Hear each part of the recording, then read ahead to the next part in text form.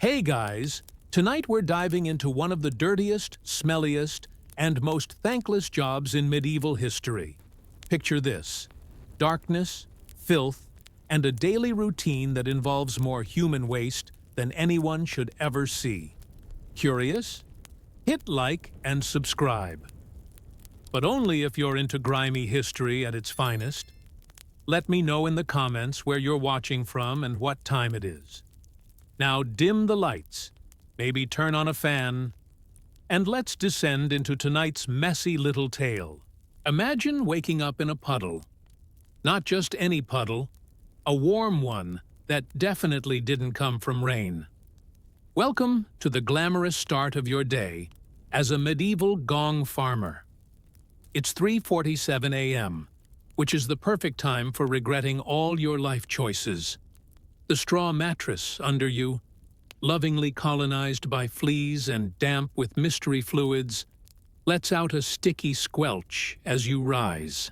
Your knees crack like overused hinges, and your tunic, which doubles as both pajamas and workwear, smells like something that tried to crawl away in the night, but gave up halfway.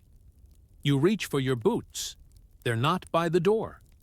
Because in this fine establishment you call home, one mud-walled room shared with two other Gong farmers, a chicken named Hob, and whatever that thing is growing near the hearth, there is no door.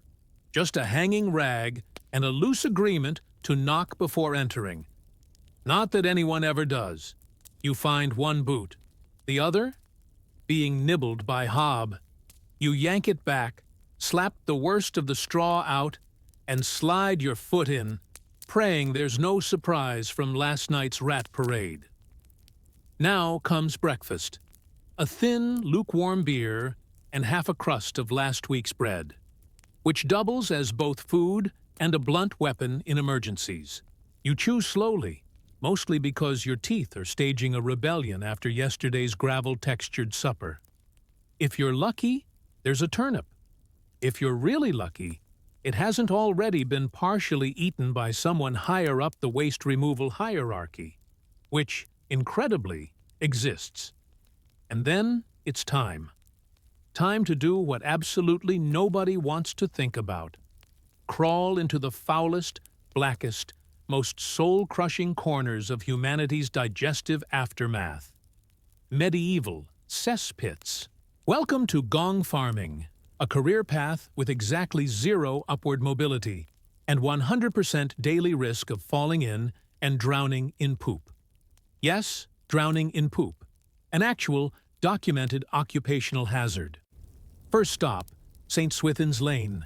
It's a winding back alley where the chamber pots overfloweth, and the town council pretends you don't exist until they smell you, which is always. Now take a deep breath, or don't, actually. You'll want to master the fine art of holding your breath for extended periods, a survival skill passed down by Gong farmers like a cherished family heirloom. You hoist your rake, shovel, and bucket, your sacred trinity of stink management, and approach the pit behind the baker's shop. It's been at least 2 months since this one was last emptied. How do you know? The rats are unionizing. You peel back the crude wooden lid, a generous term for the moldy plank balanced on top, and are greeted with a scent that can only be described as fermented despair. The pit is full. Not just full, it's ambitious. It's trying to escape its boundaries and pursue a career as a street-level hazard. And here's the part they never tell you in those nightly ballads. Somebody has to go down there. In you go, descending with the elegance of a potato sack being slowly lowered into a cauldron of nightmares. You wear leather gloves, of course. Thin, cracking ones that protect you from exactly none of the things you're about to touch. You also wear your long wool tunic, now stiff from previous encounters with liquids that shall remain unnamed. Your feet hit bottom with a slosh. Yes, that's your job, standing in human waste with a shovel, a bucket, and the eternal question, How did my life come to this? Historical curiosity pill. Gong farmers were usually paid decently because no one else would do it. In London, they could make up to 6 pence a night, more than some skilled tradesmen. Though they also died younger, smelled worse, and were legally required to live on the outskirts of town. You shovel, and try not to think about the noises, or the occasional splash, or the fact that it's pitch dark except for your guttering tallow candle, which is currently attracting a fly that will absolutely end up in your mouth if you open it. Hours pass. The pit empties. Your back aches, your hands blister, and your soul quietly files for early retirement. You climb out, victorious but stained in ways no amount of prayer will wash off. You dump the buckets into your cart, a glorified wooden box on squeaky wheels, and cover the load with a torn canvas that smells like it's seen several plagues. You're not done. Oh no, you still have to haul this delightful cargo through the streets to the official dumping ground, 2 miles outside the city walls. Did I mention there are no roads? Just mud. And children. And occasionally drunken townsfolk who shout creative insults about your chosen profession, all while standing dangerously close to the sloshing cart. But the worst part? The nobleman's steward who corners you halfway there and asks if you'll clean their cesspit next week too. It's urgent, he says. He'll pay you half in copper and the rest in bread. Fresh, he promises. You nod, you smile, and you add it to the list. Because in this town, if you don't shovel the stink, someone else gets the job. And they might be worse at it. By the time you reach the dumping field, a vast expanse of reeking waste affectionately known as Dung Hollow, the sun is high. Flies swarm in biblical numbers. You dump the buckets, wipe your brow with a cloth that now needs its own funeral, and sigh. Half the day is gone, and you've only emptied 3 pits. But don't worry. Tonight, you'll crawl back into your hovel, light a smoky fire with damp wood, and eat a gray stew that might have once contained meat. You'll lie awake wondering if that itching means lice, plague, or simply the creeping realization that your job is literally the bottom of society. And yet, somehow, you'll do it all again tomorrow. Because that's what it means to be a Gong farmer. There's a moment, just before dusk, when the sky turns a kind of smug orange, and the town's rooftops catch the light in a way that almost makes it look picturesque. But then the wind shifts, and the smell reminds you, no, you are still standing next to a bucket of other people's digestive decisions. Welcome back. You are a Gong farmer, and it's time for your afternoon shift. Now, if you thought the morning was bad, you've clearly never had the privilege of emptying a tavern cesspit after a feast day. Because feast day waste? That's not just food. That's regret. Regret in liquid form, expelled by 50 townsfolk who had too much ale, too many eels, and zero shame. The tavern keeper waves you toward the back like he's sending you to pet a rabid bear. There she is, he says, pointing proudly to a half-submerged wooden bench and an open pit so overloaded it's trying to become an above-ground feature. You approach it with the weary dread of a man who has seen too much. Now, here's the fun part. Because medieval plumbing was just a fantasy that hadn't been invented yet, this privy is actually a small shed with a hole in the floor that opens directly into a pit beneath. A pit that has not been emptied since St. Cuthbert's Day, 2 months ago, which by Gong farming standards is equivalent to letting a trash fire smolder into sentience. You prepare the tools. Shovel, cracked but functional. Bucket, questionable at best. Courage, thin and leaking fast. This one's too full for you to climb in, which sounds like a blessing, but really means you have to shovel from above, leaning over the edge, balancing on old planks, trying not to tip headfirst into a slurry of medieval misery. You scoop. The stink hits you like a tax collector with a grudge. You try not to gag, a skill you've honed over the years, but even veterans have limits. Flies form a halo around your head. One lands on your lip. You don't swat it. You just stare into the distance and reevaluate your life choices. Historical curiosity pill. Gong farmers were often required by law to work at night, so the sight and smell of their activities didn't offend respectable townsfolk. This had the added bonus of increasing your chances of falling into a pit in total darkness.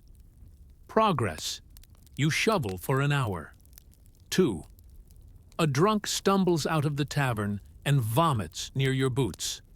Not at the smell. He just had a bad pie, he claims. You nod. Of course he did. It was probably a pigeon with delusions of grandeur. Your bucket finally sloshes its last, and you roll it out to the cart again.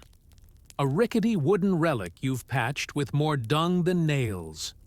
The wheels scream like tortured cats every time you hit a rock, which is roughly every 3 seconds. It's time to head to the dump again. The official name is something like Southfield Disposal Ground. Locals just call it Stinkmore, and it earns the name. Oh, does it? Stinkmore is where the waste goes to rot, dry, and eventually be sold. Yes, sold. As fertilizer to nearby farms. Night soil, they call it. Which sounds poetic until you remember it's literally just human waste with a marketing spin. You trudge there, pushing the cart uphill while praying it doesn't tip. Because it has before. Once, outside the mayor's house. Let's just say you're no longer invited to town feasts. Or even to walk near the mayor.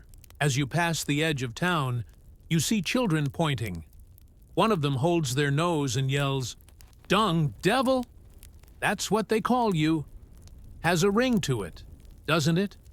Sounds like you're a villain in a morality play. Beware the dung devil, children, or he'll fling the filth of your sins back at you. You try to wave back, but your hand is stuck to your glove. Again.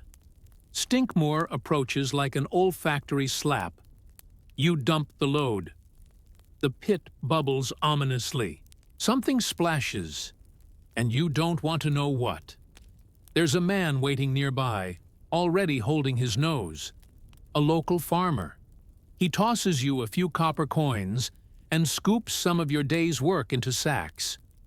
You smile, vaguely insulted that your cartload of human waste is worth less than a bowl of stew. The sun dips low. You begin the walk home. You're not done, of course. There's one last pit to visit, your own.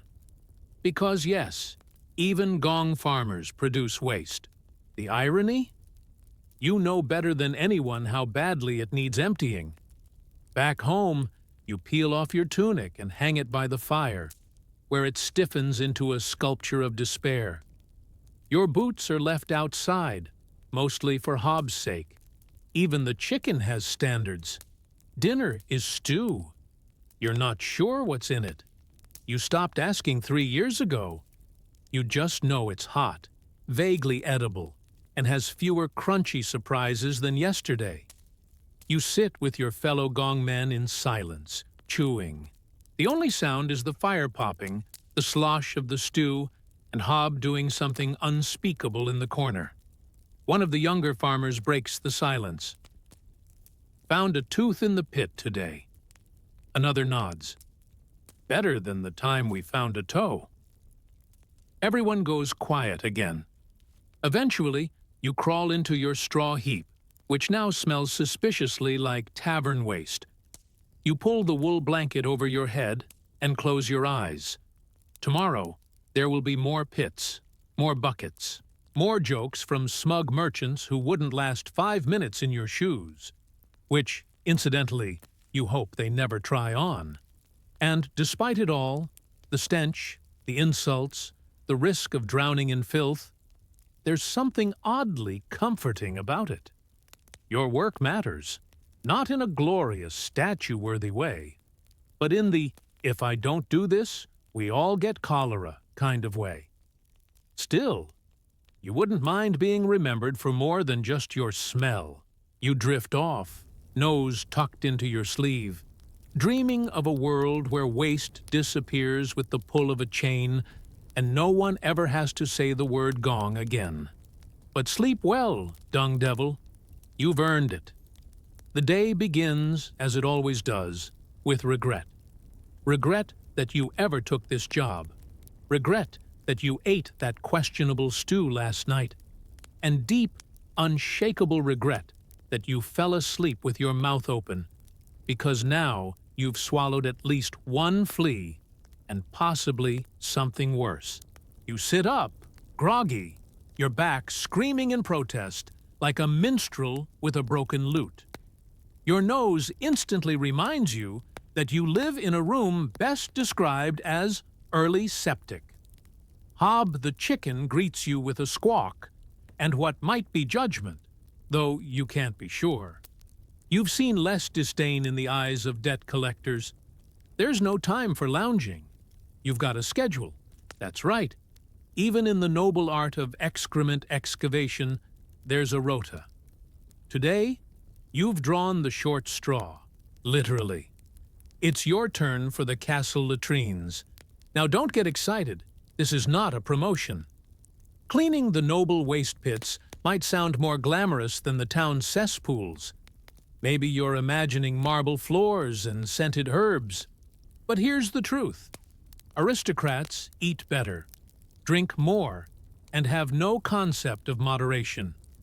So what goes in must come out, in volumes that defy explanation and at a speed that suggests divine punishment. Before you set off, you gear up. Leather gloves? Check. Linen cloth to tie around your nose? Check. Absolute lack of dignity? Double check. You make your way up the hill to the castle, pushing your empty cart past beggars, blacksmiths, and one street performer playing the same sad tune on a lute with only 2 strings. As you pass, someone mutters, "Here comes the gong man," and the crowd parts like your Moses. If Moses smelled like fermented onions and civic decay, when you arrive at the castle gate, the guard pretends not to know you. He knows. Everyone knows. But acknowledging you would be an admission that even the highborn must eventually deal with, shall we say, the consequences of indulgence. After a begrudging wave-through, you're escorted to the garderobes. Now, if you're imagining a bathroom, adjust your expectations downward, and then dig a few feet deeper. A garderobe is essentially a narrow stone chamber, usually perched off the side of a wall, with a wooden seat and a hole that drops waste directly into a pit, or, in fancier castles, a moat. Yes, a moat. That picturesque water feature surrounding the castle, it's not just for defense, it's for digestion. Historical curiosity pill. In some castles, waste disposal chutes were known weak points. During sieges, attackers occasionally entered through them. Imagine being the soldier assigned to that mission. You descend into the castle's undercroft, following the stench like a bloodhound trained on shame. The pit is long, narrow, and already brimming. You're told it hasn't been cleaned since the last tournament, which would explain the horsehair, bits of silk, and no, is that a goblet? Someone really should speak to the nobility about what qualifies as compostable. You shovel. Each load slaps into the bucket like a wet sack of embarrassment. The smell is indescribable. Part stale wine, part roasted venison, all regret. You wonder, not for the first time, how something so foul can come from people who wear velvet and quote Latin. But that's the magic of nobility. Even their bowels think they're better than you. The steward appears halfway through, fanning himself with a peacock feather. "Try not to get any on the walls," he says. The walls. As if that's your concern while ankle-deep in Sir Harold's ale and pork aftermath. You nod politely, and mentally place a curse on his future chamber pot. It takes you hours. Your arms ache, your back feels like it's folding in on itself, and you've started naming the rats for entertainment. There's Scamper, Tiny Judith, and Lord Pidlington, who is suspiciously large and seems to be running his own Gong-based economy down here. You finally load the last bucket, mop your brow with a cloth that's now 30% filth by volume, and push the cart away from the castle. Another shift done. Another several dozen gallons of noble effluence collected, contained, and destined for its rightful home, the Stinkfields outside town. But fate has other plans. On the road back, one wheel hits a stone, a big one. The cart jolts. You feel it tip. Time slows. You've had dreams about this moment. Bad ones. The kind you wake from with cold sweat and a vow to change your life. The cart lurches, and then it happens. The bucket tips. The lid comes loose, and a torrent of castle-crafted shame pours across the road, down your boots, and into your last shred of pride. You stand there, drenched, broken, and rapidly becoming a new urban myth, the man who became the pit. A small child screams. A dog runs away. A merchant yells, "He's leaking!" You say nothing. You just stand there, a tragic sculpture of human sanitation. Eventually, you trudge home. You don't wash. You can't. The town well is closed for repairs, and the stream has been downstream of you all day. You strip, scrape, and collapse by the fire. Hob perches on your knee, unfazed by your transformation into a living warning sign. You close your eyes and whisper your nightly prayer. May tomorrow's pits be shallow, and my buckets balanced. And somehow, despite it all, you sleep. Because being a Gong farmer isn't about pride, or cleanliness, or recognition. It's about getting through one more day without falling all the way in. And tomorrow, there's a monastery cesspit with your name on it. Sweet dreams. You wake up with a cough, not the kind that clears your throat, the kind that suggests you may have permanently absorbed a bucket's worth of castle waste through your lungs. Welcome to Morning 4, in the life of a Gong farmer, where respiratory health is a distant dream, and your sense of smell gave up and moved out years ago. Today's job? The monastery. Now you might think, a house of God. Surely their waste is cleaner. Oh, sweet, naive you. Monks, despite all the chanting and sandals, are human. And when you eat lentils, cabbage, and barley porridge 7 days a week, what comes out is nothing short of theological. The monastery privy is located in the Reredorter, a long stone outbuilding that backs up over a stream.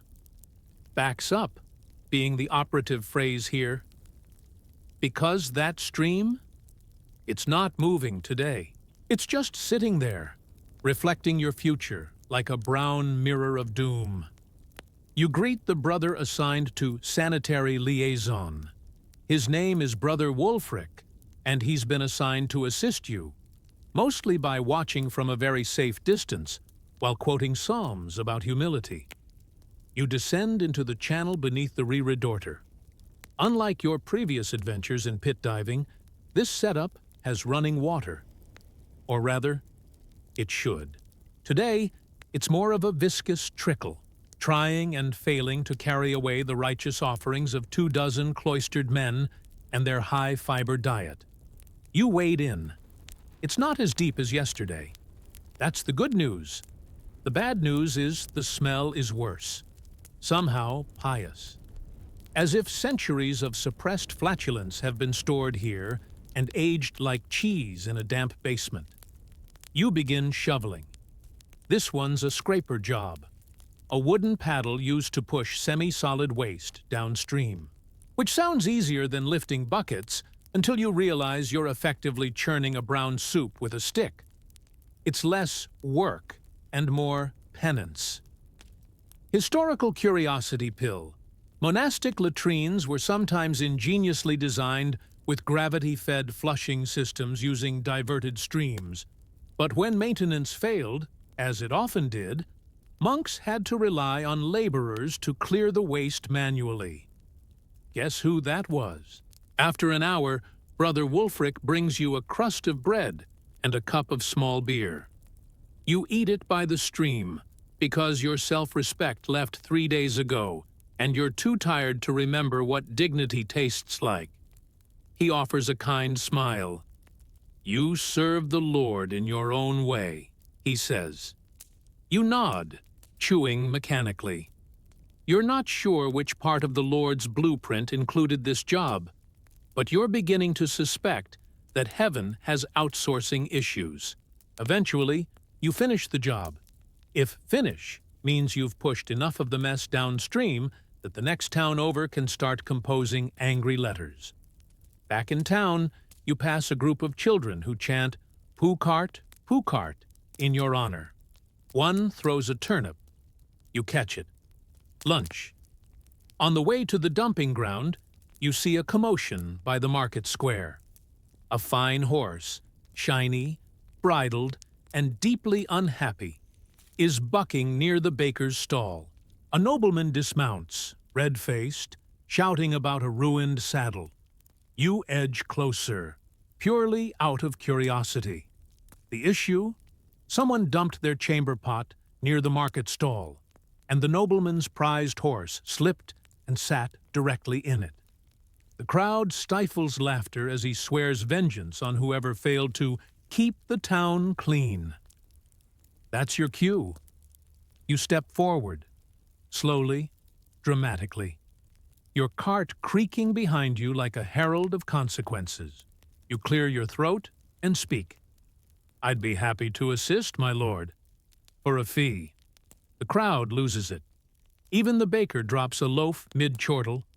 The nobleman turns beet red and storms off, trailing a distinctly unpleasant odor. You're not a hero. But today, for one shining moment, you were the only person brave enough to confront horse-related hypocrisy with a cart full of shame. Later that evening, back at the dump site, you empty the final load. The sun dips behind the hills, the sky turning the color of overcooked leeks. The stink field is quiet. Just you, the rats, and the occasional squelch of reality. You sit on the edge of the pit and dangle your feet. Not in the pit, obviously. You're not a savage, just near enough to feel the warmth radiating off centuries of collective digestion. You think about what it means to do this work. Nobody thanks you. No one sings songs about the brave man who tamed the toilets of the city. But without you, the town would drown in its own waste within a week. And you, dear dung devil, are the reason it doesn't. You head home in the dark, trailing behind your empty cart like a warrior after battle. The stink follows you. It always does. But tonight, it smells just slightly less unbearable. You arrive at your hovel. Hob greets you with a suspicious peck to the shin and resumes his bedtime staring contest with the fire. Your tunic goes over the peg. Your body, sore and splattered, sinks into the straw bed. You lay back, arms behind your head, and sigh. Outside, someone dumps a chamber pot from a window without shouting, "Gardy-loo!" It lands with a slap. You close your eyes. Tomorrow, you'll find that pit, too. Because that's what Gong farmers do. Midnight in a medieval town is a special kind of quiet. Not peaceful, no. Peaceful is for people with real mattresses and lives uncoated in feces. But quiet? Absolutely. Everyone's asleep. The baker's oven is cooling. The last drunk has collapsed in a doorway. And the moon, smug and useless as ever, watches from above as if to say, "Still doing that job, huh?" Yes, you are. Tonight's your turn for night duty, the noble tradition of emergency gong farming, because nothing says unpredictable public health crisis like a suddenly overflowing cesspit behind the apothecary. You didn't even get to finish dinner. You were halfway through a surprisingly crunchy stew you decided not to investigate when a knock came at the door. A red-faced apprentice shouted something about liquid rising into the storeroom, which is always a fun phrase to hear. So here you are, lantern in hand, cart in tow, shovel at the ready. The streets are dark, the air damp, and your boots, soaked through from yesterday's misadventure, squelch like wet sponges made of regret. You reach the apothecary's back alley and find it exactly as described. The pit has burst. There is no other word for it.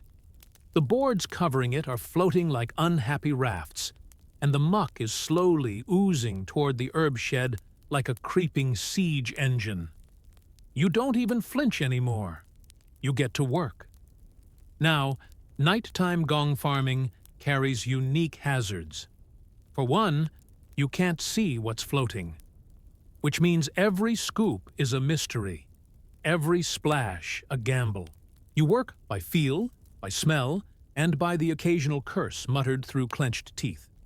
Halfway through, something brushes your arm. You freeze. Is it a rat? A floating eel? A severed doll's head? Again? No. It's worse. It's a boot, still attached. You let out the softest, most defeated sigh in human history and gently push it aside. Some mysteries are better left unsolved. Historical curiosity pill. Gong farmers were known to wear knee-high leather boots, but even those didn't guarantee safety. Falling into a cesspit could cause infections, drowning, or in some cases, asphyxiation from methane buildup. Several deaths were recorded each century, and even that was considered acceptable risk for the job. By the time you finish, it's nearly dawn. You haul the waste, sticky, bubbling, borderline sentient, to the dump for one final drop. The rising sun casts a reddish glow over the stink field, painting the world in hues of embarrassment. You tip the last bucket. The job is done. You lean on your shovel, utterly spent. Your tunic is clinging to your skin. Your hands are blistered, and you smell like you've lost a duel to every latrine in town. But you did it. You saved the apothecary's floor from becoming the least hygienic pharmacy in Europe, which, considering the time period, is really saying something. You trudge home. Back in your hovel, Hob is still asleep, curled under the hearth in a way that makes you deeply jealous.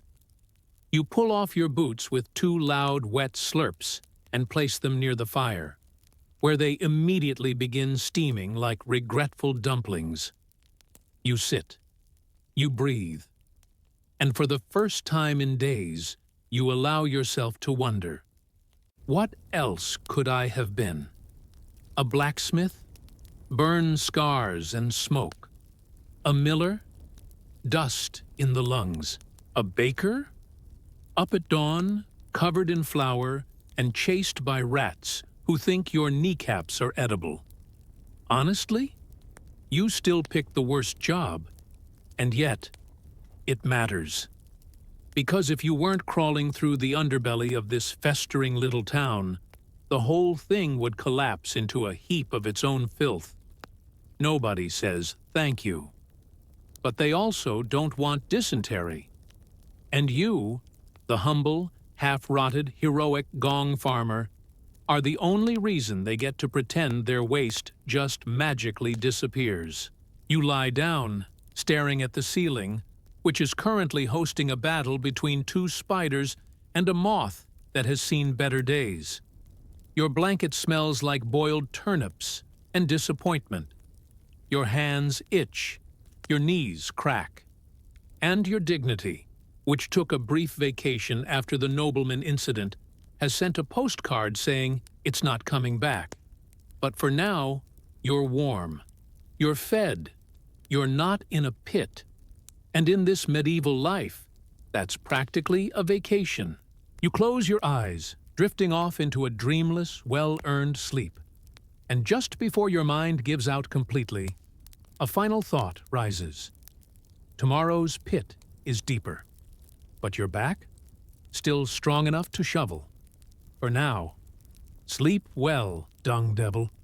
History may forget your name, but the streets never will.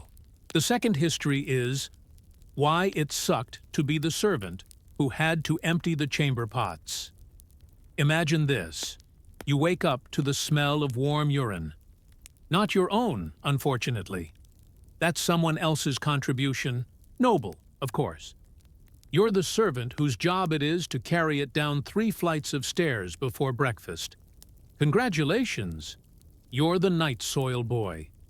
Now let's set the mood. It's England. The year is 1403. The air is crisp, but not in a charming apple orchard in autumn sort of way.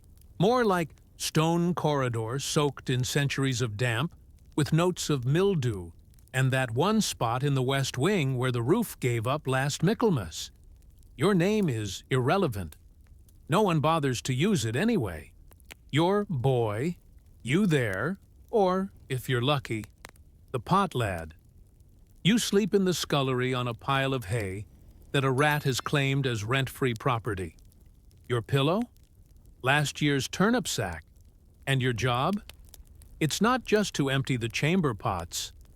Oh no, it's to do it quietly, without waking the nobility. Because nothing offends a baron's delicate sensibilities more than being reminded he has bowels. You see, chamber pots, those lovely ceramic basins tucked under every bed, are a medieval miracle of indoor convenience. For the rich, anyway. For you? They're the reason your hands always smell faintly of last night's stewed leeks. Most noble homes didn't have latrines on every floor. That was architectural extravagance. So instead, every bedchamber had a pot. A simple solution. Fill it by night, forget it by morning. But those pots don't walk themselves out to the midden heap, do they? Enter. You, the humble servant, the midnight slop Sherpa, patron saint of unwanted fluids. You rise before the cock's crow, which sounds charming, until you realize the cock roosts in the same stable you clean daily. It crows directly into your left ear. You haven't slept properly since the feast of St. Agnes. Now, take a deep breath. Not too deep. You're about to lift the first pot. It's the Baron's. Heavy already. Good sign, or rather, terrible sign, depending on your perspective. You wobble slightly as you hoist it. The contents slosh like an overfilled soup cauldron from hell. No lid, of course. Why would there be?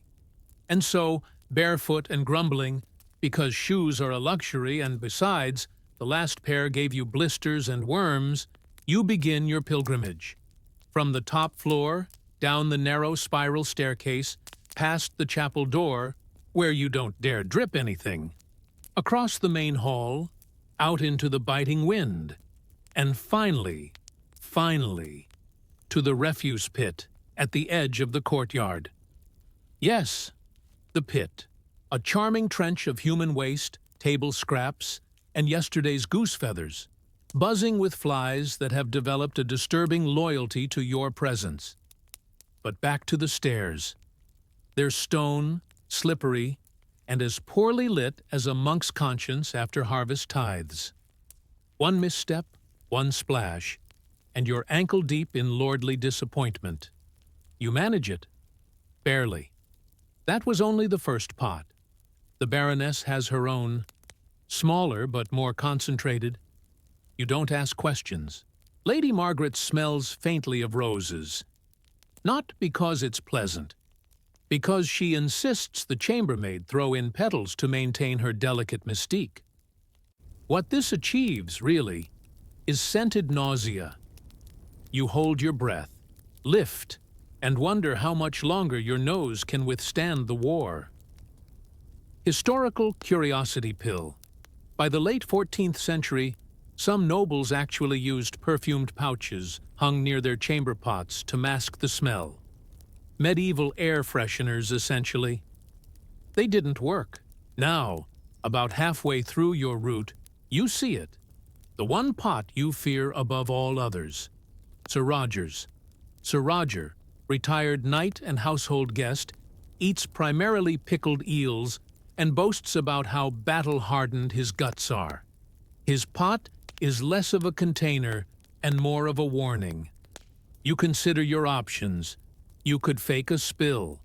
Say the dog got into it. But last time you tried that, the dog actually did get into it. You're still traumatized. So, you do what all great medieval heroes do. You breathe through your mouth, curse softly in Latin, and carry on. At this point, your hands are cold, your sleeves are wet, and your pride, well, that stayed in the chamber with the first pot. You haven't even eaten yet.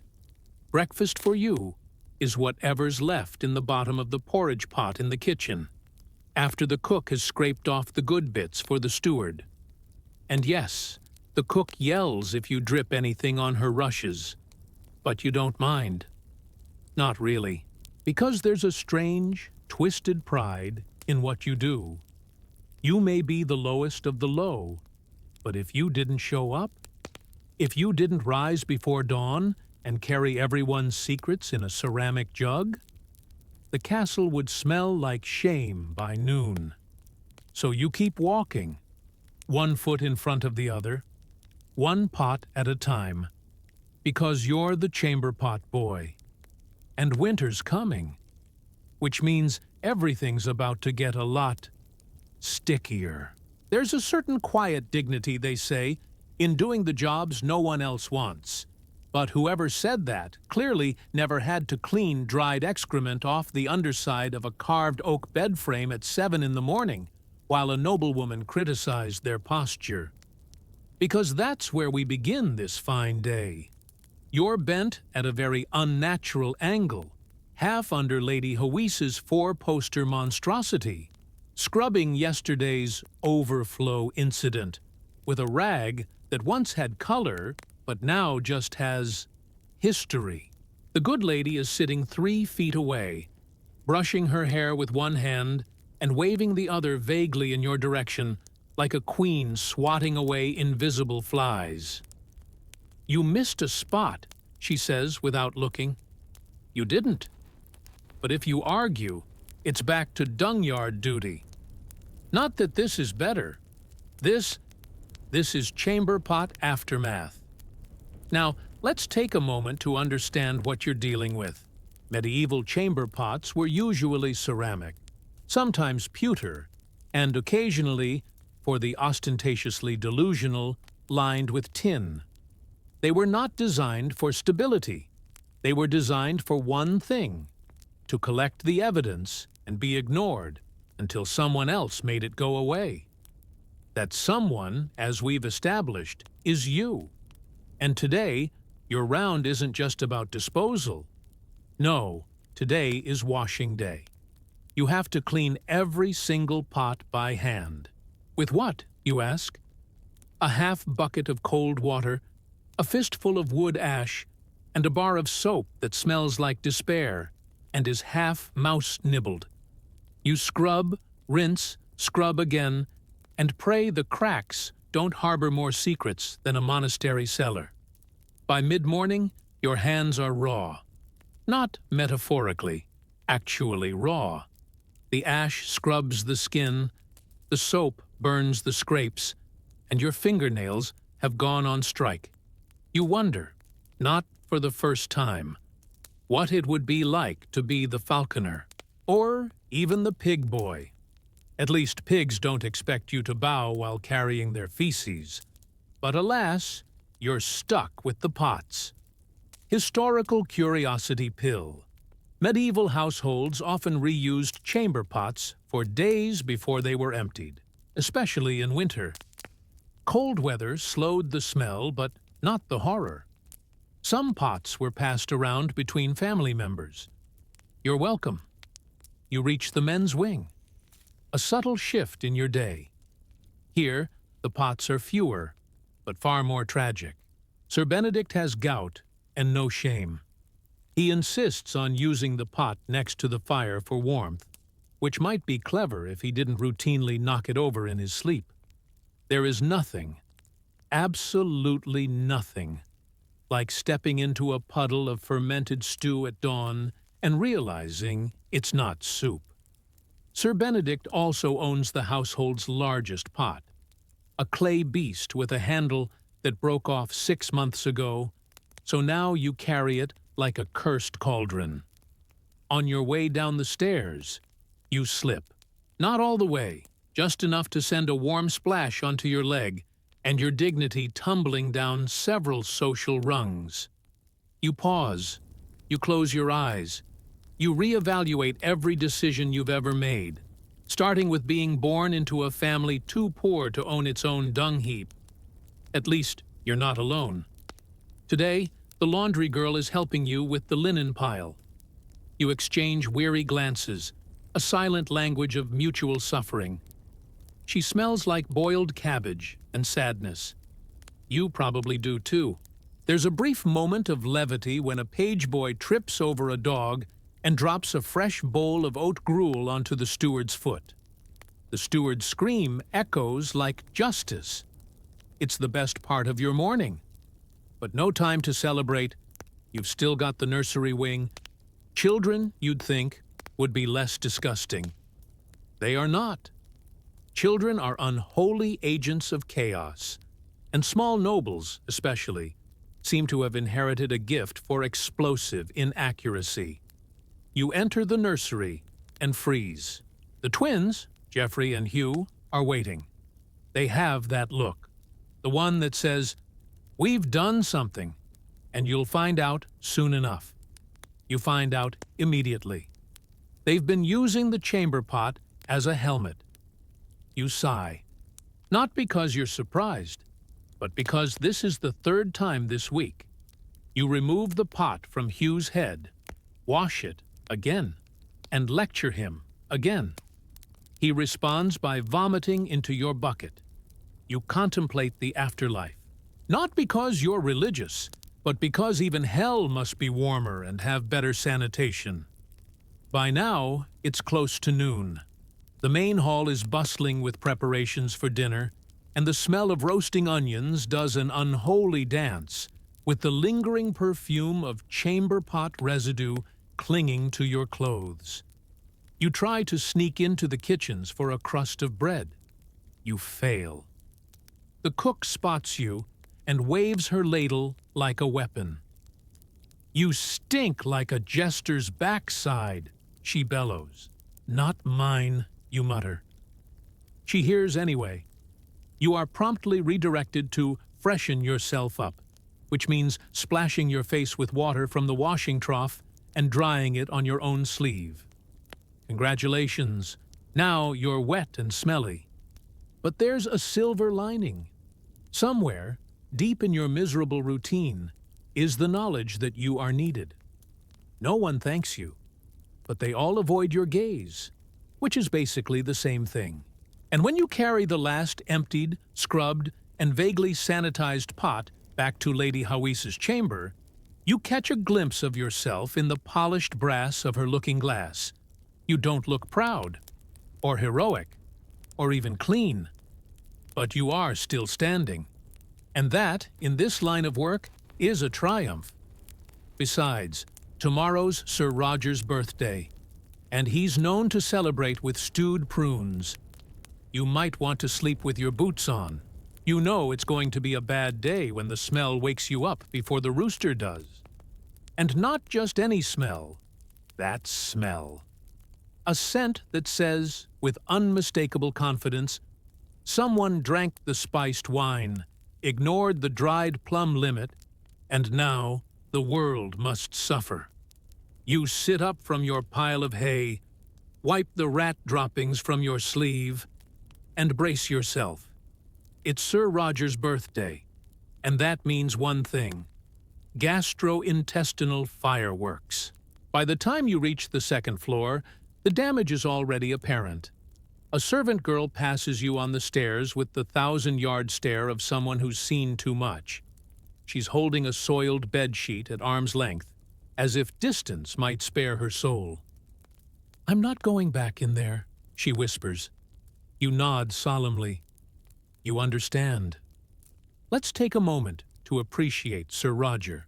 A knight of some repute, though no one can quite recall which war he actually fought in, he now resides in the castle as a permanent guest, which is a polite way of saying foul-smelling aristocrat with nowhere else to go. He eats like an ox, drinks like a fish, and relieves himself like a siege weapon. His chamber pot is not a pot at all. It's a repurposed ale vat, a great wooden bucket reinforced with iron bands and false dignity. You approach it slowly, like a bomb disposal expert. You pause. Deep breath. Bad idea. Historical curiosity pill. In noble households, high-ranking guests often had their own personalized chamber pots, larger, sturdier, and sometimes engraved.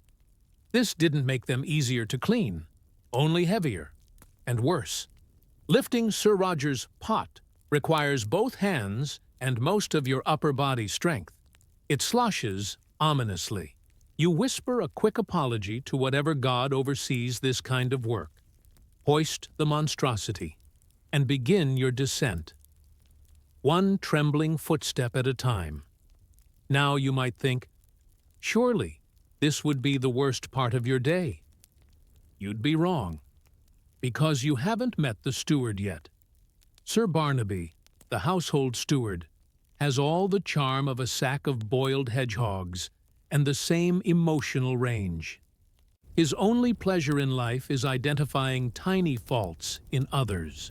And today, unfortunately, you're his primary quarry. He intercepts you at the top of the hall, just as you're sweating through your shift with 20 pounds of aristocratic waste in your arms. "Boy," he says. Always boy, never your name. You're dripping. You glance down. One single drop has escaped the rim and is now darkening the flagstone like a sin. You open your mouth to respond.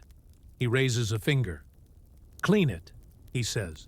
So you set the vat down carefully, fetch a rag from your belt, and dab the stone like you're blessing it with holy water. Behind you, the pot lets out a soft glorp. Sir Barnaby wrinkles his nose and walks away. You resist the urge to trip him. Eventually, you make it to the midden heap. It's steaming in the morning sun, which is somehow worse. You dump the contents, carefully, slowly, with a reverence usually reserved for relics, and return the empty pot to the washing trough. You've got 3 more today, and one of them belongs to Lady Agnes. Ah, Lady Agnes, a creature of habits and herbal remedies. She believes in the power of leeches, hot mustard foot soaks, and rhubarb as a laxative. She uses all 3 daily. Her pot is small, dainty, and filled with the vengeance of 1,000 tinctures. Worse, she insists it be returned warmed. That's right, you must heat the chamber pot before bringing it back to her room, lest her delicate constitution be offended by cold porcelain. So you hold it over the kitchen hearth, like a chef preparing a truly cursed dish, while the cook swears at you for blocking the stew. You burn your sleeve. Again. Eventually, the pot is warm enough. You carry it back up the stairs like a holy offering. Lady Agnes accepts it without thanks and tells you you're slouching. Now, here's a fun twist. Today is also Inspection Day. Once a fortnight, the housekeeper, a hawk-eyed widow named Mistress Gillian, makes the rounds. She checks for cleanliness, which in your case means scrubbing every pot until it could theoretically pass as a soup bowl. Spoiler: they never pass. She finds a smudge barely visible in the right light, and you're given extra duty: cleaning the privy chute. Yes, the chute, the one used by the actual castle garderobe. The fancy drop-to-your-doom toilet that hangs like an architectural regret off the side of the tower. Cleaning it involves climbing into the narrow access shaft below with a bucket, a spade, and the desperate hope you don't slip. You slip, not fully, just enough to smear your knee, your pride, and your sense of cosmic justice. You mutter things you're fairly certain are heresy and climb back out with a newfound appreciation for dry clothing. Your reward?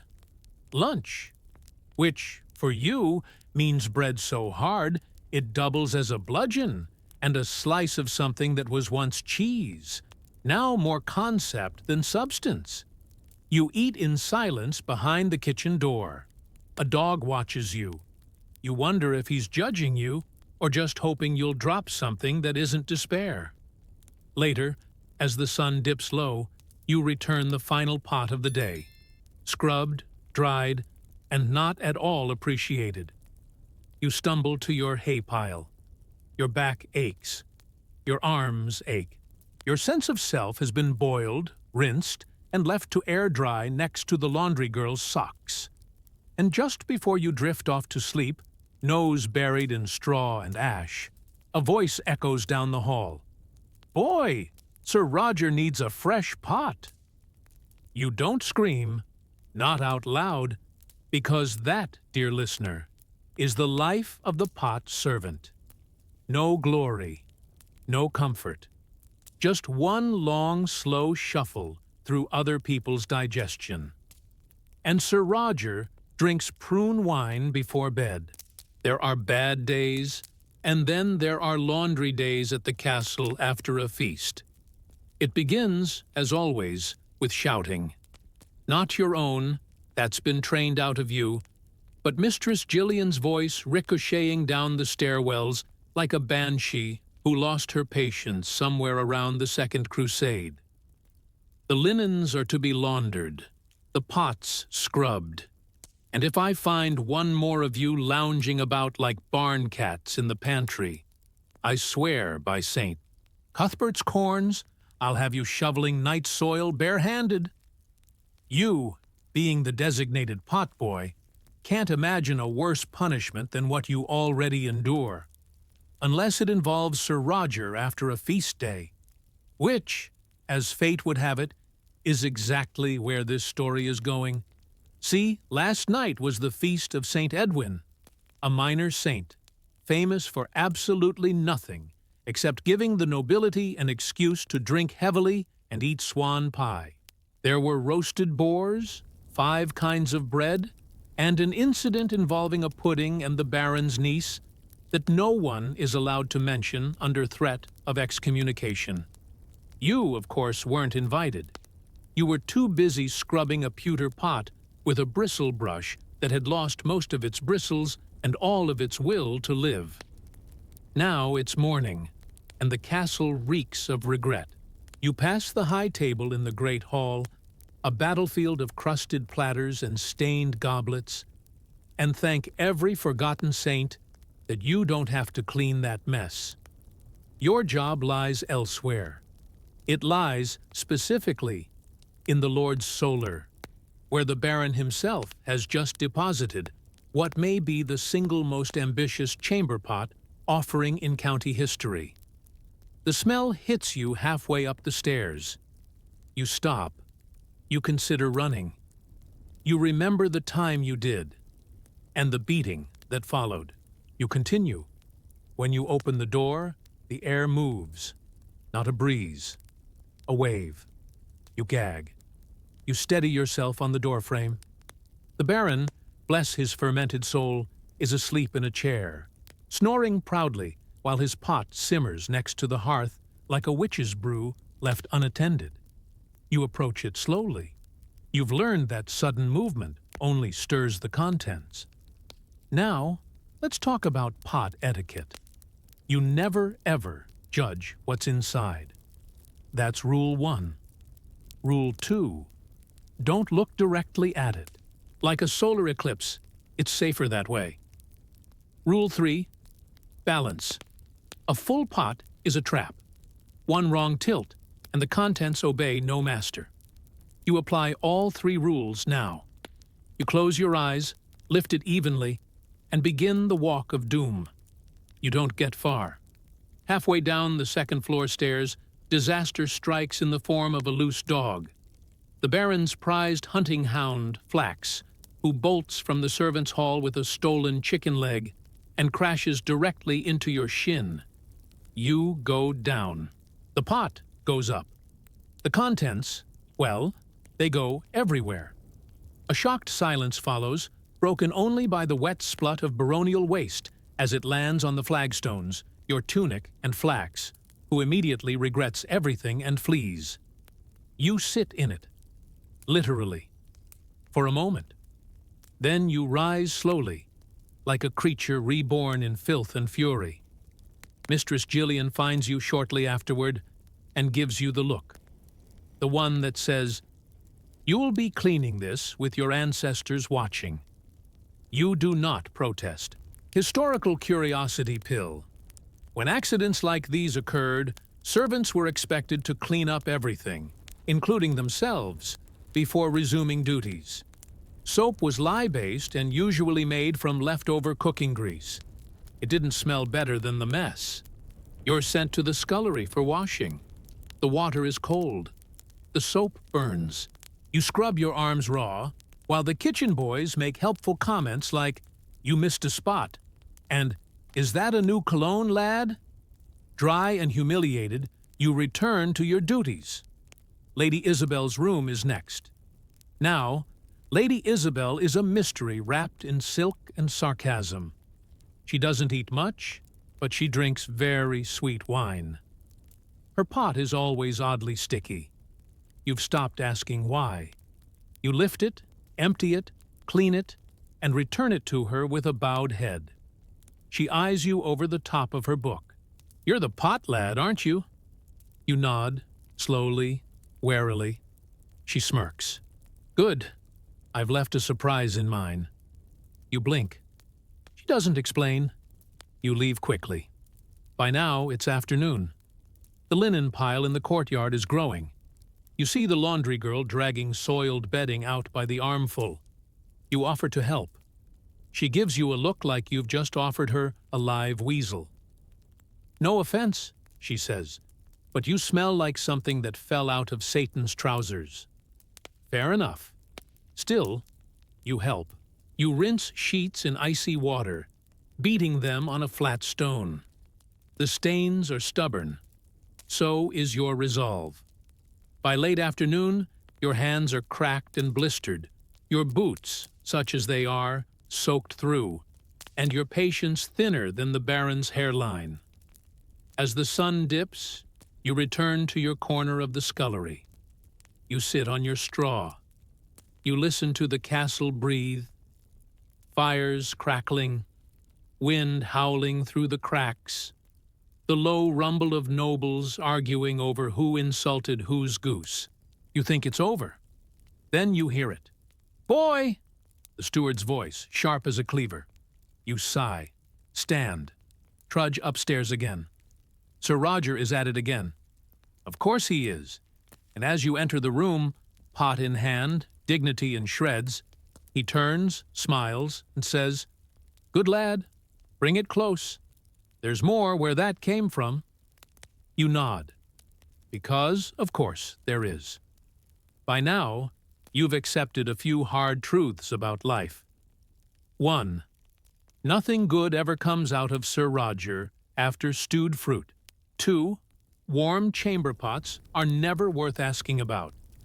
And 3, you, the humble pot servant, are the final line of defense between the nobility and the horrors they produce nightly.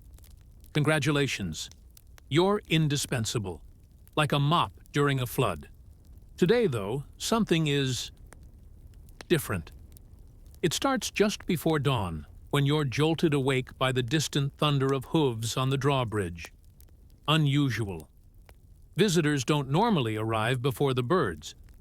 You sit up, scratching a flea bite, and wait. A minute later, the bells toll once. Slowly, ominously. You frown. That's the official guest bell. The one that means the castle is about to get significantly smellier, and your workload is about to triple. And sure enough, before you've even washed the soot from your face, the steward comes barreling into the scullery like a storm in a doublet. "We have guests," he snaps, which means double duty. Everything shines, every pot is emptied, every hall scrubbed. If I find a single stray stain, I'll have your ears hanging on the chapel door. He doesn't wait for a reply. You never get one anyway. So, here we go again. You begin your rounds. The usual suspects. Lady Hawise, whose pot smells like perfume and despair. Sir Benedict, whose dietary experiments are legally classified as biological warfare. The nursery wing, where small children continue to prove that aim is a concept, not a practice. Then comes the news. "Royal courier," whispers the cook, as you rinse something unidentifiable off your forearm. Says the king's steward might be visiting, inspecting the household.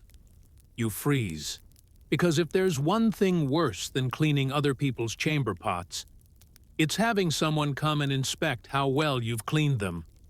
The nobles may pretend chamber pots don't exist, but the king's men? Oh, they know. They look. They smell.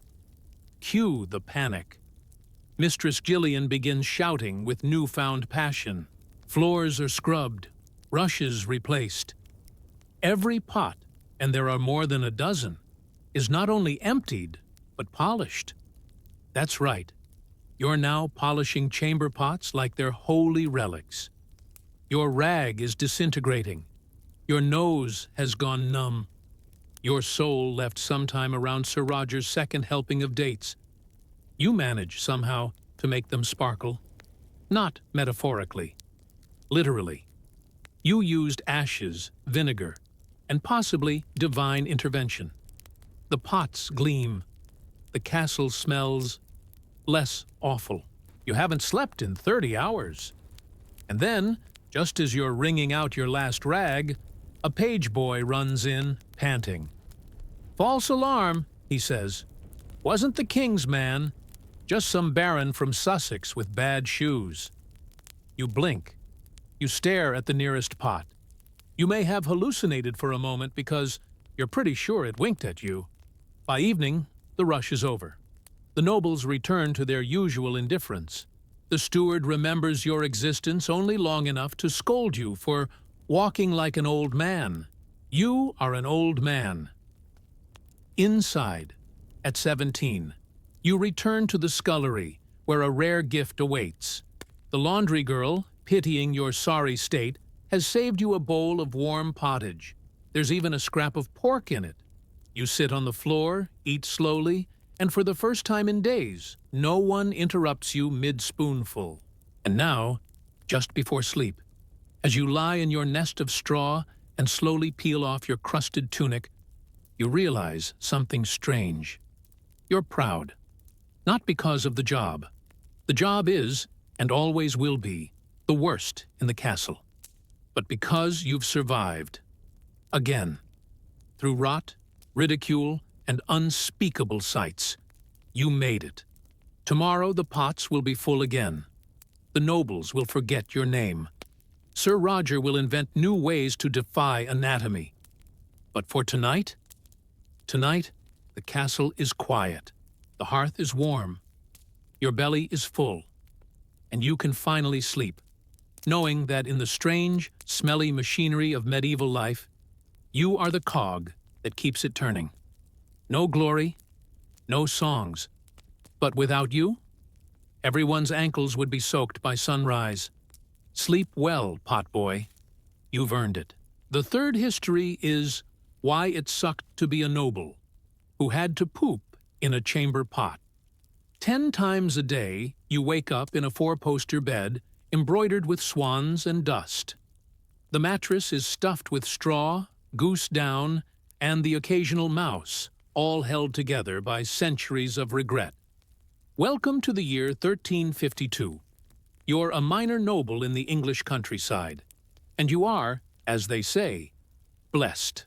You have land, titles, a cryptically angry wife, and chronic digestive distress from a lifetime of rich food, questionable hygiene, and boiled wine served at every meal. Your name is Lord Osric of Dunsaddle. Yes, Dunsaddle. No, it doesn't get less embarrassing. And this morning, like every other morning, you are faced with the familiar, urgent thunder of destiny brewing deep within. Because while the peasants get to relieve themselves in a ditch with dignity, you, congratulations, must reach for the chamber pot. Again. This will be your 5th visit this morning. Now, before you protest, yes, you live in a castle. Yes, there are tapestries. Yes, you own trousers with embroidery so elaborate they qualify as a felony in 3 counties. But what they don't tell you in chivalry school is that nobility comes with certain expectations, chief among them, eating like a dragon and defecating like a frightened goat. Your breakfast? A feast of stewed eels, poached eggs, spiced pears, and bread dense enough to sink a small vessel. Was it delicious? Absolutely. Is your stomach currently plotting revenge? Without a doubt. And now, as the sun barely clears the foggy ramparts, you lurch across your stone chamber in a fur-trimmed nightshirt, knees wobbling, clutching your abdomen like a man in mortal peril. You eye the chamber pot with both loathing and reverence. It is, tragically, your closest confidant. Made of pewter, with a faded crest, and a suspicious crack near the rim, this pot has been your loyal companion through every bad batch of spiced sausage, every undercooked goose, every glass of fortified wine left too long near the hearth. Its handle is worn smooth from overuse. It has seen things no object should see. And it waits, patiently, beneath your canopy bed, like a medieval landmine. Now, brace yourself, because there's no throne, no flush, no ventilation. You do your business crouched over a basin in the corner of your private chamber, a chamber which, in every other respect, is meant to inspire awe and respect, but instead smells faintly of roasted almonds and medieval shame. Once finished, a servant will whisk the pot away, balancing it with the grace of a circus performer and the facial expression of someone very much reconsidering their employment. The contents will be dumped into the cesspit beneath the castle, a subterranean horror chamber that smells like a battlefield and sounds like a boiling cauldron. And if it rains too much, well, that cesspit floods. Upward, medieval plumbing, nature's revenge in slow motion. Now, here's the kicker. As a noble, you eat meat, a lot of meat, and cheese, and bread made with refined flour, and a hint of whatever that white powder was in the pantry next to the pigeon cages. Your digestive system is, let's say, engaged, constantly. You spend more time in intimate conversation with the chamber pot than with your family. But that's not the worst of it. The worst is that you must maintain dignity. Because even as your bowels rebel, even as the chamber pot glares up at you like a disappointed god, you are expected to look regal. Your servants may hear you grunt. They may know, but they must never speak of it. The silence is deafening. You shuffle back to bed, trying to ignore the smell wafting through the chamber like a passive-aggressive ghost. Your wife, Lady Euphemia, whose name is somehow both noble and mildly infectious, lies beside you under a quilt thick enough to muffle a rebellion. She has not spoken to you since the eel incident 3 nights ago, nor does she acknowledge your morning symphony of discomfort. This is marriage in the 14th century? Shared property, cold toes, and mutual gastrointestinal suffering. Now, here comes the irony. Peasants relieve themselves in the open, side by side, laughing, chatting, doing whatever medieval version of small talk they can muster. They do not pretend. They do not suffer in silence. They just go. And while you have servants, tapestries, and imported figs, you are a prisoner of ritual, reputation, and relentless meat-based cuisine. You settle beneath the covers. Try to breathe through your mouth. Your gut gurgles ominously. You know this won't be the last visit today. Your chamber pot knows it too. And just as your eyes begin to flutter shut, the chamber door creaks open. "Milord," whispers your page boy, "the bishop has arrived. He wishes to dine with you this morning." You do not cry. You simply sigh. The weary sigh of a man who knows that eggs, sausage, and ecclesiastical hypocrisy await. Outside, the castle is cold. Always cold. You can see your breath, but not your future. And down in the kitchens, a fresh eel is already being gutted in your honor. This, dear listener, is nobility. Not jousting or feasting or poems, but crouching over a glorified bowl while desperately pretending that your digestive system isn't planning a coup. And it's only 8 a.m.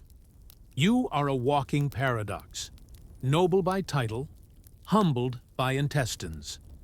As Lord Osric of Dunsaddle, your days are dictated by courtly etiquette, tax collection disputes, and your own relentlessly ambitious bowels. Yesterday's eel has begun its second performance, and this time it brought friends. It's just past breakfast. You've already made 2 discreet but frantic visits to your chamber pot. Now you're laced into a doublet so tight it's pressing your liver into your rib cage, and you're being escorted to the great hall for brunch with Bishop Wolfram, a man whose robes smell like myrrh, and whose gaze implies he has definitely pooped fewer times than you today. The hall is frigid, echoing with the solemn clink of cutlery, and the occasional wheeze from one of the older barons. You perch on the high-backed seat like a man trying to balance on a hedgehog, your insides twitching with theological unrest. "Ah, Lord Osric," the bishop begins, spooning something gray and ambitious into his mouth. "How is your constitution these days?" It's a trap? Every noble knows this game. Subtle probing disguised as polite inquiry. You respond the way tradition demands, with a smile and a barely detectable grimace. "I thrive, Your Grace," you say through clenched teeth, like a field blessed with too much rain. You reach for your goblet, which holds morning wine, a drink with enough tannins to polish a sword, and enough spice to make your stomach consider secession. Of course, water would be the obvious alternative, but that's a gamble in this century. The last time you drank from the well, you ended up horizontal for 6 days, and spiritually closer to St. Cuthbert than you ever wanted to be. And the food? Oh, the food is a villain in velvet gloves. Today's spread features cold game pie, stuffed with pigeon, venison, and what you're fairly certain was once a hedgehog, pickled onions in vinegar strong enough to clear a chapel, and several hunks of cheese so aged they may be feudal lords themselves. The bread is noble, wheat flour, airy, and filled with stones from the miller's poor aim. And yet, You must eat. To refuse is an insult. To vomit is worse. You excuse yourself halfway through the pears stewed in wine. Digestive reflection, you mutter, which is the nobleman's code for, "My gut is declaring war again." Now begins the corridor shuffle, the practiced, desperate waddle of a man attempting dignity while speed-walking toward his chamber pot. You pass tapestries depicting saints, battles, and that one hunting scene where your cousin's trousers split, immortalized forever in needlepoint. At last, you arrive. Your page has, thank the saints, emptied the pot and laid fresh straw beneath it for insulation. That's right, straw. Because nothing says aristocracy like relieving yourself over agricultural refuse in a stone room that echoes. You settle onto the pot with a sigh that sounds almost religious. And here's the reality no troubadour sings about. Medieval nobles lived in castles, yes, but those castles were not designed for comfort. They were designed for defense. And unfortunately, defending oneself against gastrointestinal betrayal was not part of the architecture. There are no bathrooms, no plumbing, no privacy. The walls are thick, but the windows are just arrow slits, perfect for letting in cold wind and occasional bird droppings. And while you're busy trying not to fall off a pewter bowl, a crow outside watches you like it's judging your technique. Now, let's talk about servants. Your chamber pot, noble and cursed, is not your burden alone. A servant must carry it, clean it, and return it to its hallowed spot beneath your bed canopy. This is done quickly and silently. If anyone speaks of the pot outside these stone walls, they are reassigned to the stables, where they deal with creatures who, frankly, poop with more self-respect. Some servants develop what you might call the look. It's a blank, glassy expression of someone who has stared too long into the abyss. And the abyss was in a pot with your crest on it. And just when you think it's over, when your digestive system appears to have reached détente, a knock at the door jolts you upright. "My lord," comes the voice of your steward, Edwin, who was born with a scroll in his hand and a disapproving face. The French emissary has arrived. They are expecting diplomatic presence. You stare at the pot. It stares back. You both know you're not done. But diplomacy waits for no man, not even one with a rebellious colon. You clean yourself using a bit of linen, which you must pretend is adequate. Medieval nobles don't talk about hygiene, but the unspoken truth is this: the linen doesn't help. Not really. Nothing does. Bidets haven't been invented, and toilet paper is a wild fantasy nobody has dared imagine. The best you can do is wipe, wince, and hope the next round gives you at least a 30-minute window of peace. Back in the hall, the emissary awaits. He is French, impeccably groomed, and smells like someone who has never met a chamber pot in his life. You hate him immediately. "Ah, my Lord Osric," he greets you with a small bow. "Your hospitality is earthy." You smile, barely. The cheese in your gut churns ominously. The conversation is light. Trade routes, wine tariffs, the price of beeswax. You nod, speak diplomatically, and try not to let your eye twitch every time a bubble of doom gurgles in your stomach. You make it 27 minutes. That's a personal best. "Excuse me," you mumble, already backing toward the door. "A matter of urgent, scribal review." And off you go again, dodging footmen and tapestries, praying no one notices the speed of your exit. But they do. Oh, they absolutely do. Behind you, a footman mutters, "That's the third time since Sext." Another whispers, "He must have eaten the bishop's pears." You don't care. You can't.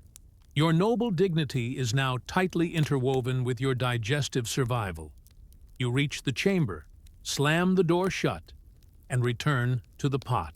And for a brief moment, you stare at it with something that resembles affection.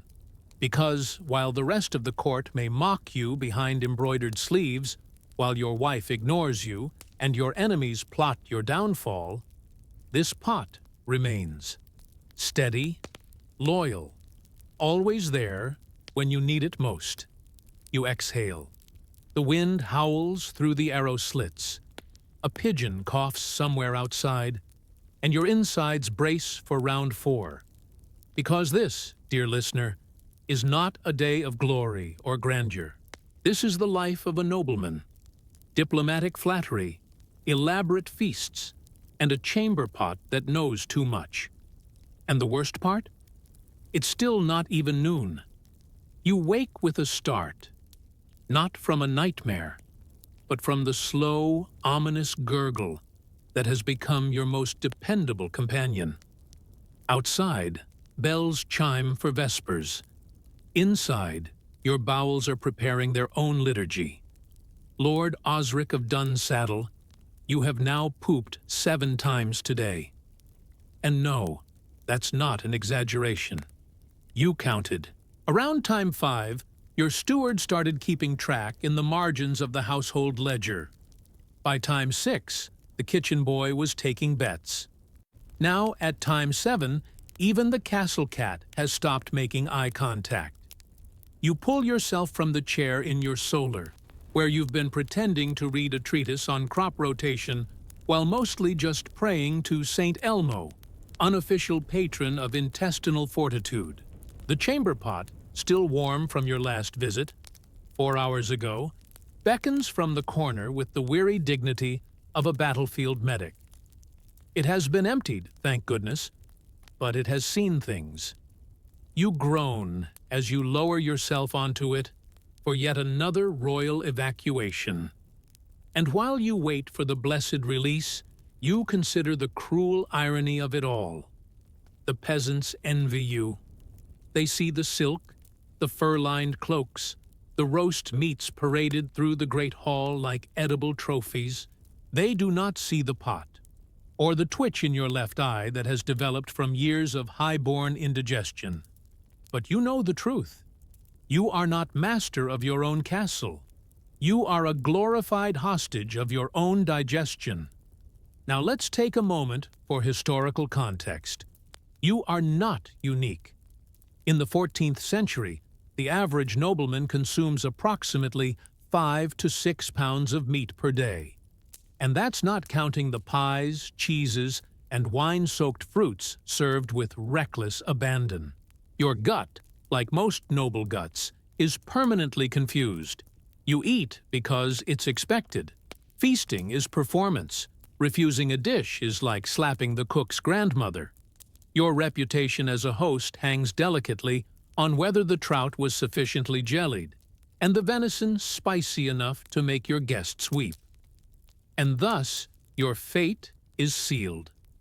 Noble life is a buffet of consequence. You shift slightly. The pewter pot wobbles.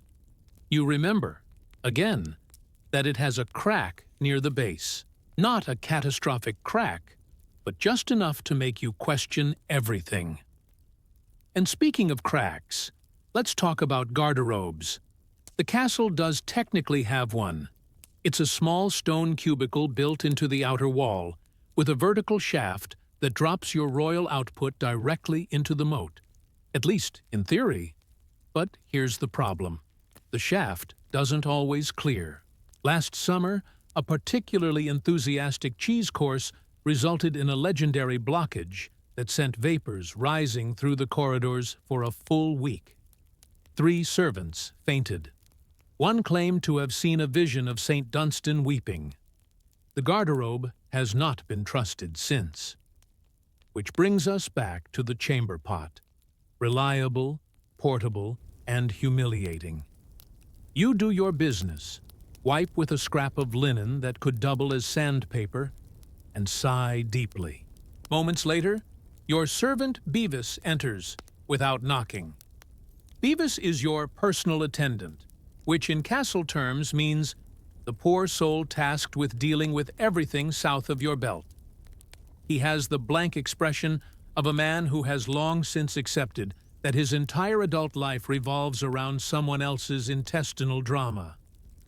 "My lord," he intones, as if beginning a funeral hymn, "the chamber pot?" You nod, and he approaches with the solemnity of a monk handling a holy relic.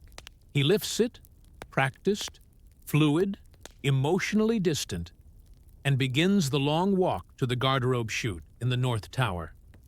He will dump it there, pour a little vinegar to combat the smell, and pray that no one sees him. Not because he's ashamed. Beavis has no shame left. But because the kitchen boy has started calling him Sir Puddles, and the name is catching on. You stretch, slowly. Your spine protests.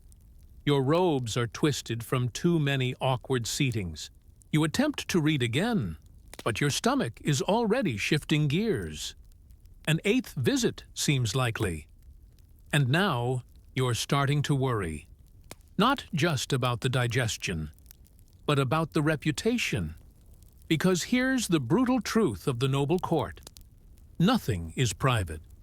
You may pretend that your bodily functions are confined to your chamber, but the walls have ears. The servants talk. The guests speculate. The friar, who has supposedly taken a vow of silence, definitely whispered something to the blacksmith about the Lord of Leaky Gut. Even Lady Euphemia, your ever-distant wife, has started making remarks. Just yesterday, she asked the cook to go lighter on the spice because his lordship is sounding windy again. This was at dinner, in front of the bishop. You're becoming a cautionary tale. And it's not just your wife. Your rivals. Oh yes, they've noticed. Sir Cedric of Otterbluff, who smells like horses and smugness, made a pointed joke about noblemen who spend more time on the pot than on the battlefield. You laughed, of course, loudly, but inside you plotted. Because in this world, being known for excessive bowel movements is worse than being known for losing land. At least, lost land can be reconquered. But a lost stomach? That's gossip for generations. So you take a walk to compose yourself. The castle corridors are cold, but empty. Blessedly so. You nod at a maid, who curtsies while pretending she didn't just hear you groan in the stairwell earlier. You pass the chapel. Consider lighting a candle. Decide against it. Your candle budget is already over. Then you hear it, from behind the hall door. Laughter. 7 times today, someone says. A pause. 9, if you count the ones he didn't make it to the pot for. More laughter. You turn away, heart heavy, because now it's official. You are no longer Lord Osric of Dunsaddle, keeper of the Western Downs, defender of the faith.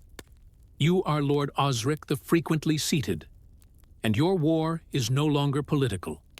It is deeply, deeply internal. You return to your chamber. Beavis is already there, refilling the pot with a clean linen scrap, folded like origami. He doesn't speak, just bows. You sit once again. Gaze at the stone walls. Contemplate your place in history. And for a moment, you wonder if your ancestors, the mighty Osrics of old, ever imagined that their legacy would culminate in a man, hunched over a cracked bowl, trying to pretend that his digestion hadn't just become the castle's main entertainment. Outside, the sun sets. The wind howls. Somewhere, a bard plucks a lute and sings a tale of bravery. It is not about you. Not anymore. It's just past midnight. The castle is quiet, the kind of eerie still that only happens when everyone's either asleep or pretending very hard to be. You, however, are wide awake. Not from anxiety, not from the usual clanging of restless guards or rats doing calisthenics in the pantry. No, you're awake because you have to go. Again. You stare at the canopy above your bed like it owes you money. You've already visited the chamber pot 10 times today. 10. This is 11. You're one visit away from sainthood, or possibly medical history. You're not sure which. Carefully, painfully, like a man removing a bandage from a particularly sensitive emotional wound, you roll out of bed. The room is freezing.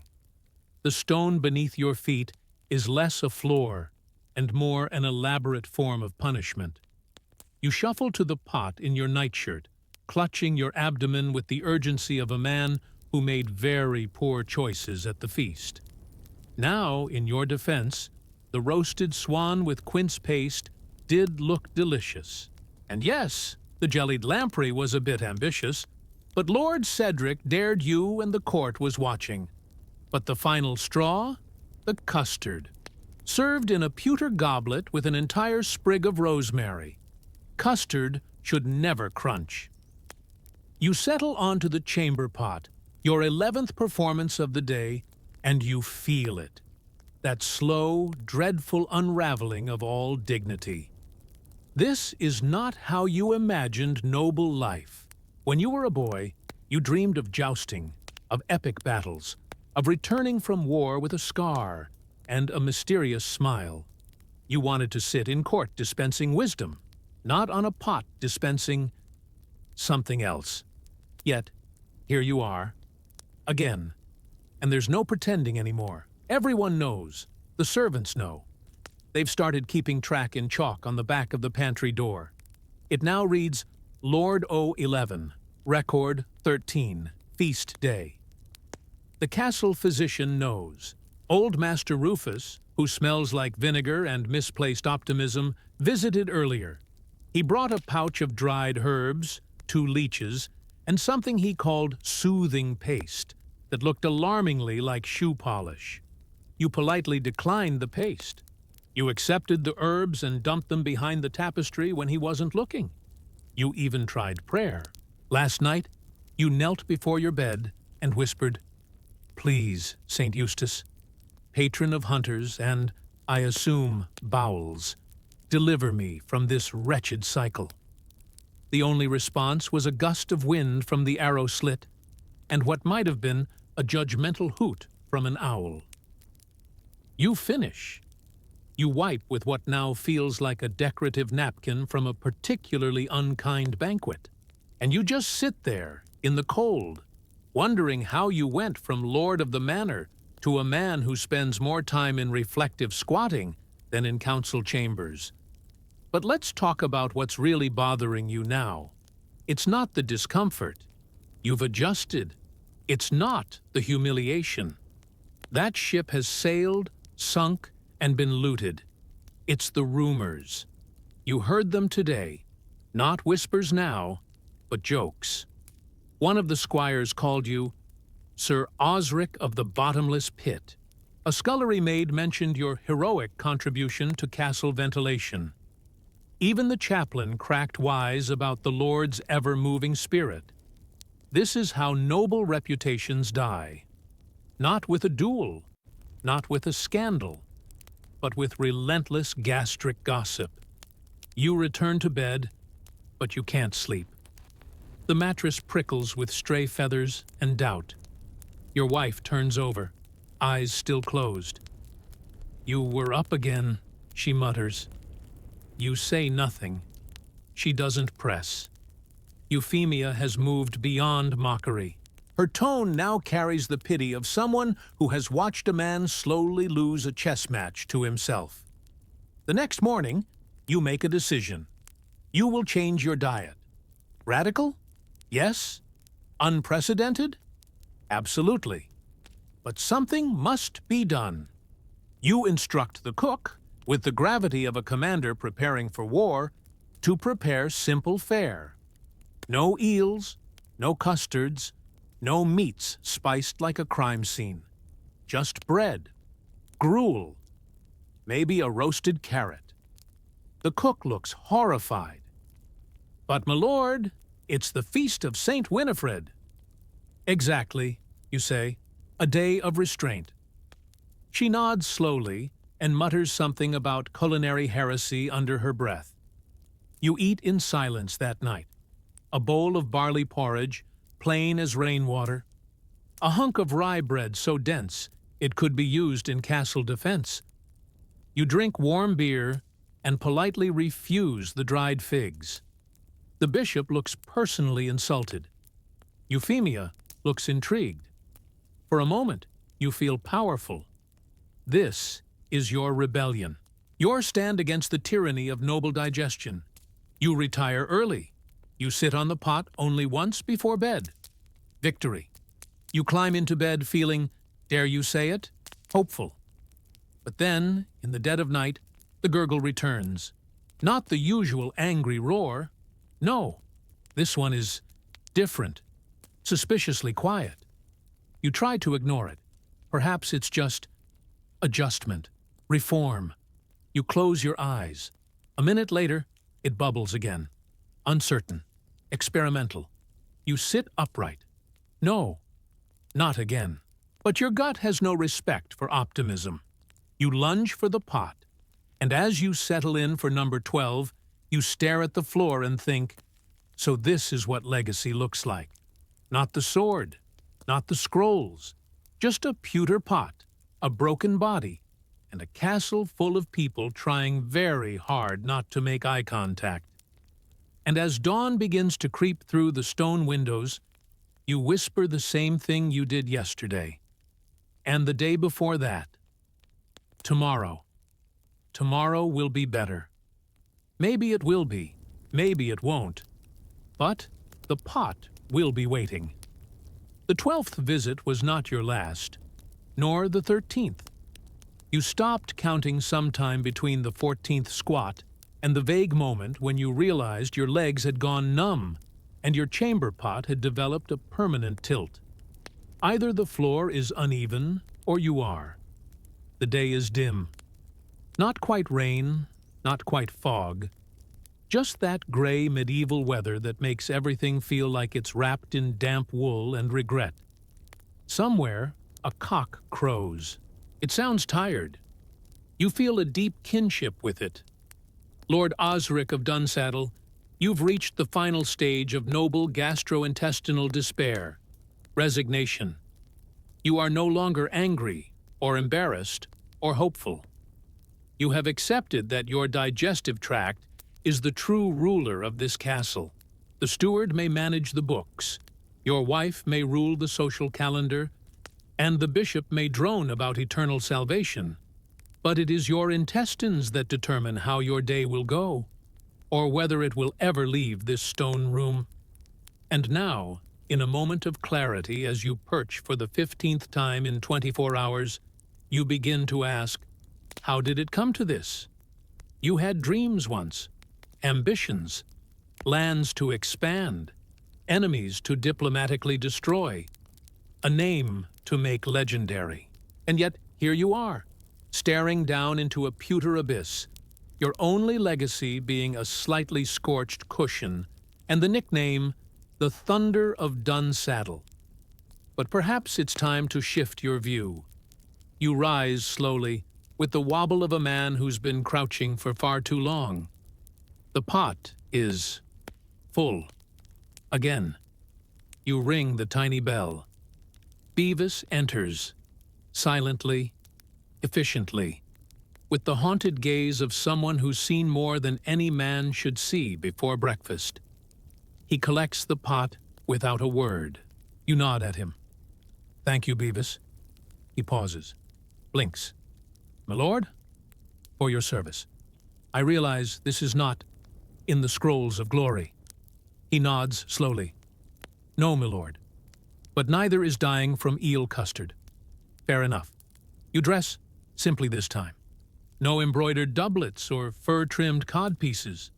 Just a tunic, a belt, and dignity, as much as one can manage when one has just waved farewell to yet another half-pound of stewed regret. At midday, you call a council. Not of war, not of taxes. A dietary council. Your wife attends. The cook attends. The steward, the physician, the bishop. Even the squire who once referred to you as Sir Squirtsalot, though he avoids your gaze. You stand at the head of the long table and speak. I can no longer live like this. There is a long silence. Then a cough from the bishop. My lord, says the cook gently, you've always enjoyed the jellied quail. Yes, I did. And now I regret everything that came after it. You pace, slowly. This castle will no longer serve 17-course meals of danger and suffering. We are nobles, not goats with disposable intestines. Henceforth, our diet shall include vegetables, fiber, simpler fare. You hear gasps. Someone clutches a string of garlic. I demand oat porridge, you continue, and roasted leeks, boiled barley, peasant food if necessary. Now Lady Euphemia speaks, cool and curious. You would eat peasant food? You meet her eyes. They seem to poop once. Once, Euphemia. And then they move on with their lives. A murmur spreads across the table. The steward clears his throat. My lord, if I may, you'll lose your standing at court. Better that than lose another night's sleep crouched over that traitorous bowl. The cook looks faintly offended, but scribbles notes. The bishop raises a tentative hand. Might I suggest fasting days? They're very fashionable with the monastic crowd. You nod solemnly. Henceforth, Mondays. No custard, no lamprey, only broth. It is done. The council is adjourned. Over the next few weeks, the transformation begins. Meals shrink. Dishes simplify. The castle grumbles, but adjusts. You, miraculously, begin to recover. There are hiccups. Day 3 of cabbage stew triggers a small revolt in the guardhouse. The bishop tries to sneak in spiced goose, hidden under his robes. But you remain firm, and slowly the jokes fade. The steward starts referring to you as the lean lord. Beavis stops flinching when you ring the bell. Lady Euphemia joins you at supper one evening and says, without sarcasm, you seem less haunted.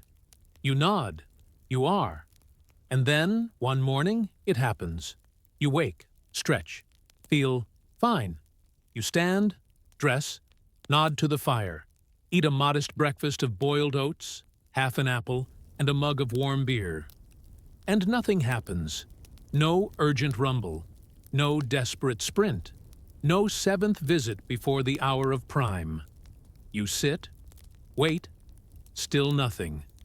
It is, without question, the finest moment of your adult life. And though no bard will sing of it, though no tapestry will record it, in that quiet moment, seated not on a pot, but on a real wooden bench, you feel the weight of true nobility, triumph over your own absurdity. That evening, you walk the ramparts. The sky is clear. The wind is soft. Your bowels are mercifully silent.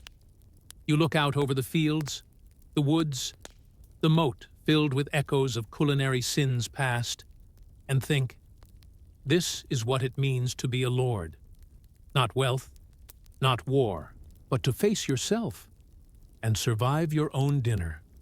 You smile. And somewhere below, a servant whispers, "My lord hasn't gone all day." Another replies, "Maybe he's finally cured." The first shrugs, or maybe he's just pacing himself. And in truth, that's probably fair.